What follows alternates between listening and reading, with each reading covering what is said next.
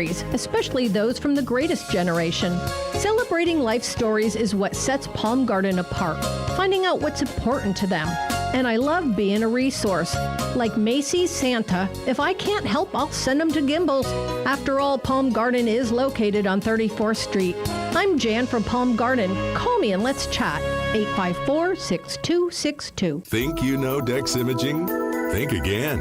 In the office, streamlining communications. In the field, delivering top-notch service, enhancing productivity and reducing downtime. In the data center, a part of the growing digital document revolution. In the world of business, supporting entrepreneurs and helping companies grow. In the forefront of technology, developing cutting-edge document management solutions. So if you think you know Dex Imaging, you don't know Dex. Get it for less at the DIY Home Center outlet. Get top quality real wood cabinets the same or less than the big box stores are selling the cheap stuff. And that's not all. Drywall screws big box stores are $6.47 a pound. At DIY, only $4.99. Plus, DIY has the largest selection of mobile home parts and accessories anywhere. From carpet to doors, get the DIY supplies you need for less. The DIY Home Center outlet. We are your building material closeout store. 2191 Northwest 10th Street, just 2 miles east of I-75. Now you did it. Are you completely insane? He's back. He, who must not be named. The man, the myth. The only guy in Ocala to eat his own weight in fried pickles. Twice. Now, you asked for it. Sorta. Live and in person. It's Tom Schmitz. Welcome back to Ocala Talks on a Monday. A warming trend for Florida. It's been pretty cold the last 2 or 3 days, 4 days. Supposed to be a warming trend up into the mid-70s by midweek. Then a cold front moves through again on New Year's Day on Friday. Brings us up to down to the mid-60s. But no 26-degree weather on the horizon, or at least not now. I'm sure it'll make a comeback. But right now there's no 20-degree weather on the horizon for 25, 26, 27-degree weather on the horizon for Ocala. Florida man has been charged with murder after shooting rampage at a bowling alley in Rockford, Illinois. 3 people are dead, 3 people wounded. Duke Webb is in the Winnebago County Jail without bond on 3 counts each of first-degree murder, attempted first-degree murder, and Saturday's attack.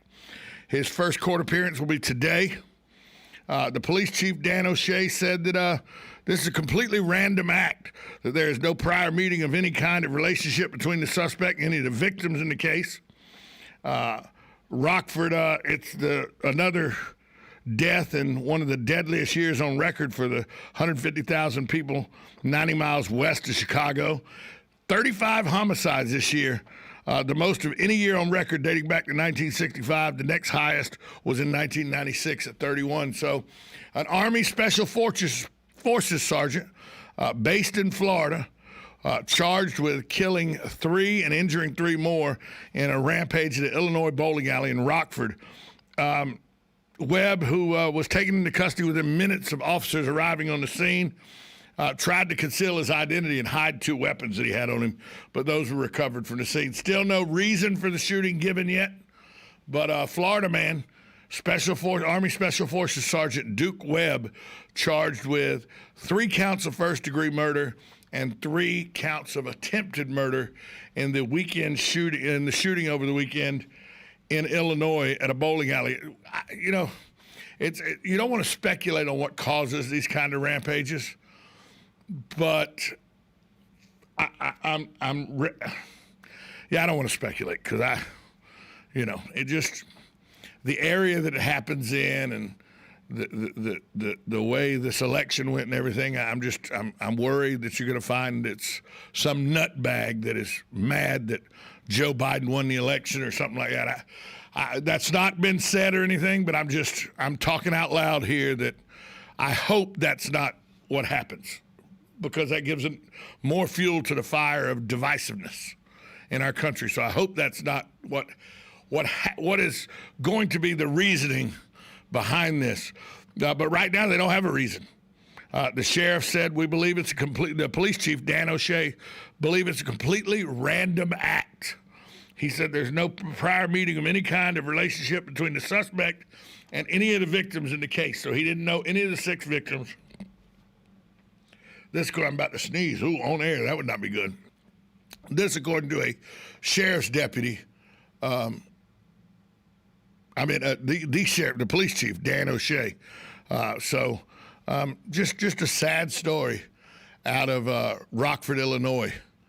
On Saturday, a senseless shooting of 3 dead, 3 wounded in Rockford, Illinois. 622-9622 is the number to call if you have an opinion on anything we've talked about today on the show. I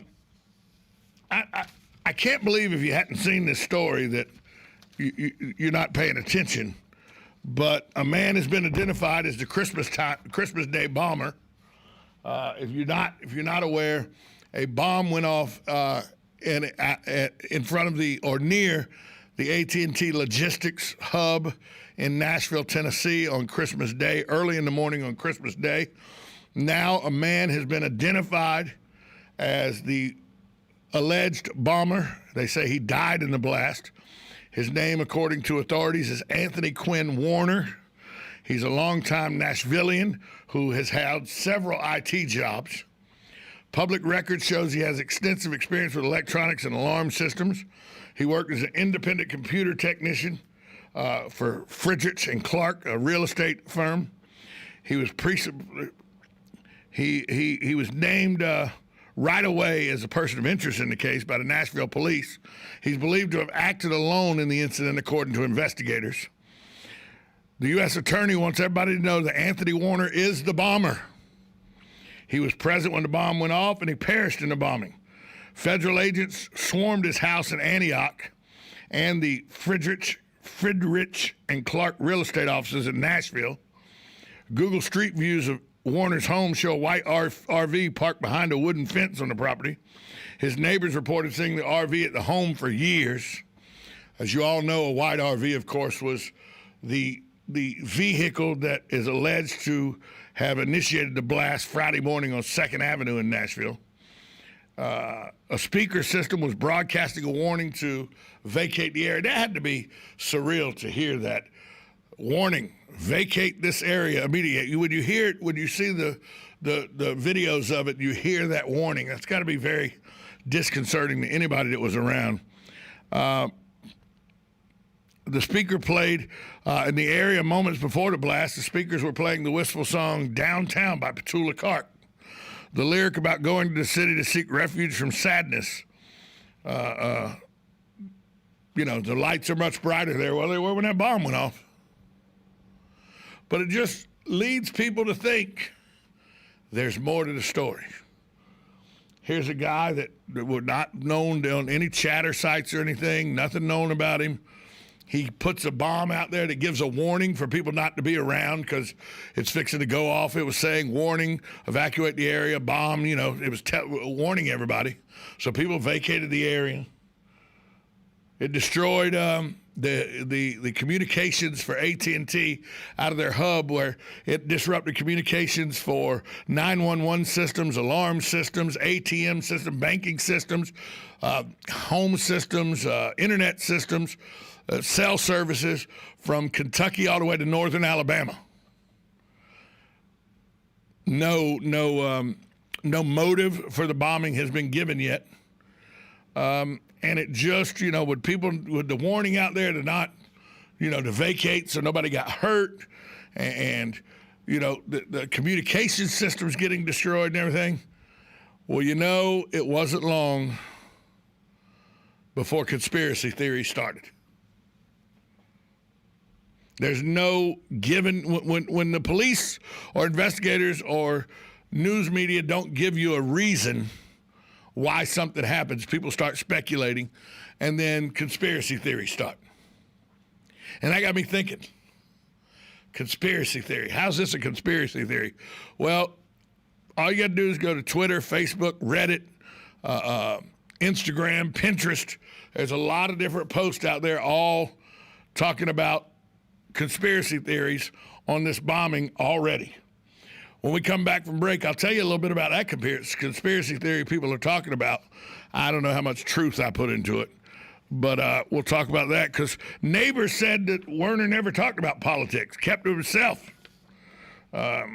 He said, he's kind of low-key, but some people would say he was a little odd, but as far as we knew, he was a computer geek that worked at home.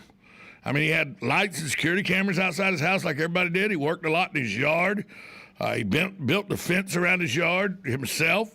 He never talked politics or religion. He never gave any indication of any closely held ideology. He never had any yard signs or flags in his windows or anything like that. If he had any political beliefs, kept to himself according to his neighbors.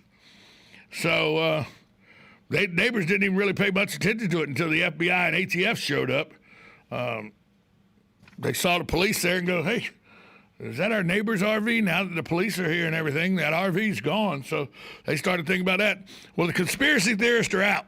I'll tell you about one of the leading conspiracy theorists. And that got me thinking about conspiracy theories in America. And boy, we love a good conspiracy theory here as Americans. We'll talk about that next after this timeout. You listen to Ocala Talks on a Monday morning here at WOCA, The Source, 1370 AM, 96.3 FM. We're just outside the food court entrance to the Paddock Mall in the Brick City, beautiful Ocala, Florida. We'll be right back after this short timeout on The Source.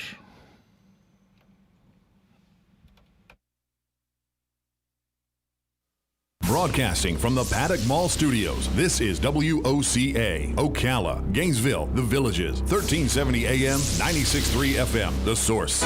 USA Radio News with Lance Pride. With what appears to be a random act of violence, 37-year-old Duke Webb of Florida has been charged with first-degree murder. The shootings took place at a bowling alley in Rockford, Illinois, Saturday night. 3 older men were killed and a 4th is in critical condition. President Trump signed the massive $2.3 trillion coronavirus relief and government funding bill Sunday night, averting a shutdown. Trump's signature of the $900 billion corona relief package extends unemployment benefits for 12 million hurting Americans. All those collecting jobless payments will receive a $300 weekly boost through mid-March.